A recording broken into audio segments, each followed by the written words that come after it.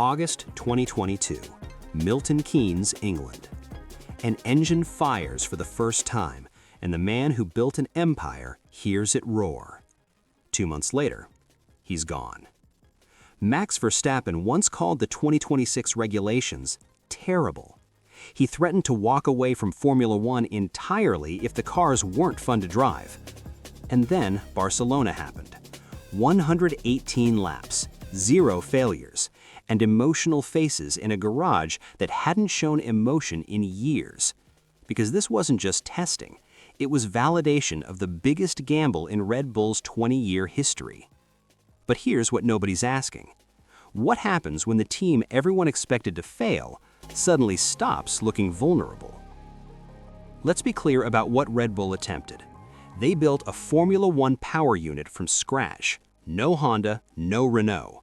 Just 2,000 engineers at Milton Keynes and a partnership with Ford that goes far deeper than logo placement. The DM01 engine carries the initials of Dietrich Mateschitz, Red Bull's founder, who died in October 2022, just weeks after hearing his engine fire for the first time. Every lap it completes now carries weight that extends far beyond championship points. But context matters here. Mercedes completed 499 laps at Barcelona testing. That sounds dominant until you remember they've been refining Formula One engines since 2014. Red Bull Powertrains? 4 years old. And Verstappen wasn't hiding his skepticism.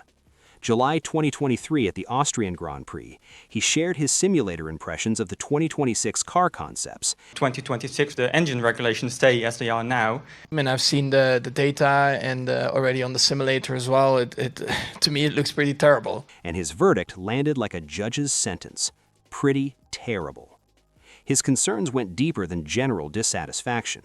He described a scenario at Monaco where optimal driving would require downshifting on a flat-out straight because of energy management, fundamentally wrong for Formula One, in his words.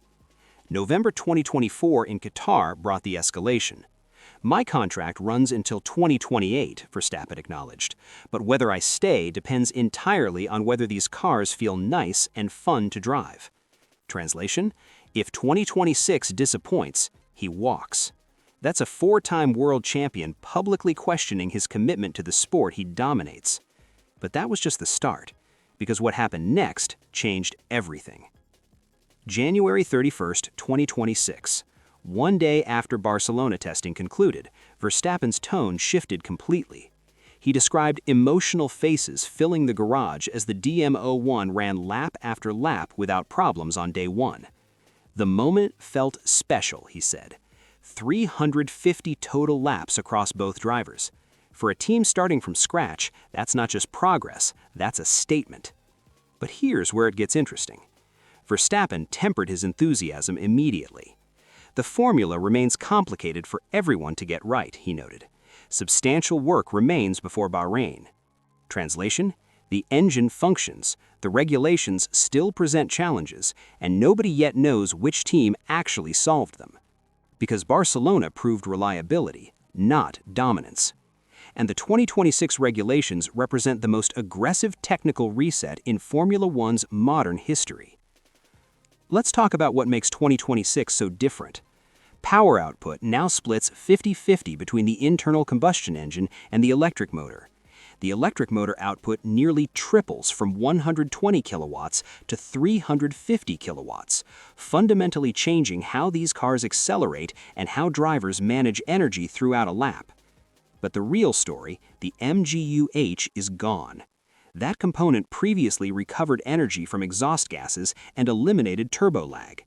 Removing it makes power unit development simpler and cheaper, opening the door for manufacturers like Audi and Ford to enter. But simpler comes with consequences. Without the MGU-H managing turbocharger heat, engineers face a cooling challenge nobody has fully resolved. The electrical system generates sustained heat that accumulates lap after lap. Short test runs reveal nothing. Only extended stints expose whether a team's packaging actually functions under race conditions. That context makes Red Bull's 118-lap final day genuinely significant. The DM01 would have exposed thermal issues during that kind of running. Nothing surfaced. Ben Hodgkinson, Red Bull's engine chief who spent 20 years at Mercedes high-performance powertrains, revealed where the battleground actually sits. The energy recovery system will reach approximately 99% efficiency across all manufacturers. The best engines achieved roughly 50% internal combustion engine efficiency last season. Translation: the internal combustion engine becomes the primary differentiator. That's the battleground, not the electric motor where everyone reaches similar performance, but the internal combustion engine, where Red Bull possesses the least historical experience. Barcelona worked anyway. Now let's address what this means. Adrian Newey, the designer of 6 championship-winning Red Bulls, departed for Aston Martin in March 2025. The RB22 becomes the first Red Bull car designed entirely without his direct involvement. Pierre Wash transforms from technical lieutenant to primary creative authority. The narrative writes itself. Newey at Aston Martin with Honda Power versus the team he left behind running their first-generation engine. Aston Martin arrived late to Barcelona, only days 4 and 5, just 65 laps completed. Martin Brundle reported that Newey acknowledged Honda finds itself playing catch-up on power unit development. Meanwhile, the team Newey departed logged over 350 laps with an engine nobody expected to run reliably. But there's a complication looming. A compression ratio interpretation dispute involving Mercedes and Red Bull remains under FIA review, with Ferrari, Honda, and Audi lodging formal complaints. Potential protests following the Australian Grand Prix could alter the competitive order overnight. This wasn't just testing, it was Red Bull proving they belong in a conversation everyone assumed they'd lose. Scenario 1, Red Bull's gamble pays off completely. The DM01 survives Bahrain's heat, Melbourne confirms competitiveness, and Verstappen, the driver who threatened to quit, leads Red Bull into a new era without Honda, without Newey, and without doubt. Scenario 2, the compression ratio dispute changes everything. The FIA rules against Red Bull or Mercedes. Months of development vanish overnight, and the team that logged 350 laps discovers that reliability means nothing if the regulations invalidate your design philosophy. Scenario 3, Bahrain exposes what Barcelona couldn't. Thermal management failures surface during long runs. The DM01 completes laps, but not races. And Red Bull realizes that 4 years of development bought them entry into Formula One's power unit club, but not competitiveness. Has Red Bull actually solved the 2026 regulations?